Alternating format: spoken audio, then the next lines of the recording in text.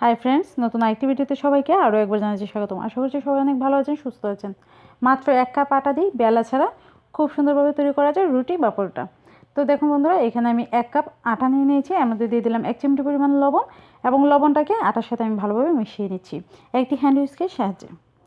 এবার আমি এখানে 1 কাপ পরিমাণ জল দিয়ে দিব। আস্তে আস্তে অল্প অল্প করে জলটা দিয়ে দিব। এটা একদম পাতলা একটা ব্যাটার তৈরি হবে। আমি এখানে 1.5 কাপেরও একটু বেশি পরিমাণ পানি এর মধ্যে লেগেছে। আমি আপনাদেরকে দেখিয়ে দিচ্ছি ব্যাটারটা ঠিক কতটা পাতলা হবে।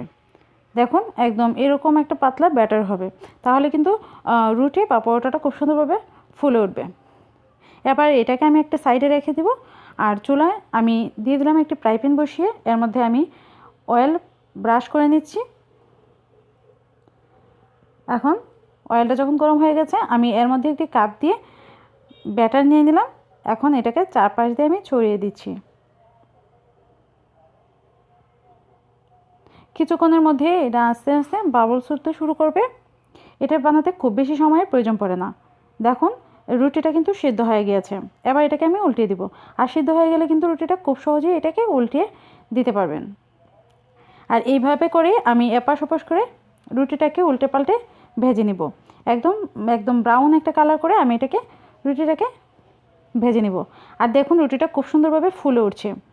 এটা কিন্তু খেয়ে বুঝতে পারবেন না যে এটা গুলা রুটি দিয়ে তৈরি করা একটি রুটি বা পরোটা। আপনারা চাইলে কিন্তু এখানে তেল দিয়ে এটাকে পরোটা ভেজে ফেলতে পারেন। তো দেখে নিলেন খুব সহজে কীভাবে বেলা ছাড়াই এবং সুন্দর একটি রুটি বা পরোটা তৈরি করা যায়। সবাইকে ধন্যবাদ, ভালো থাকবেন, সুস্থ থাকবেন। আর চ্যানেলটিকে সাবস্ক্রাইব করে পাশে থাকার অনুরোধ করছি।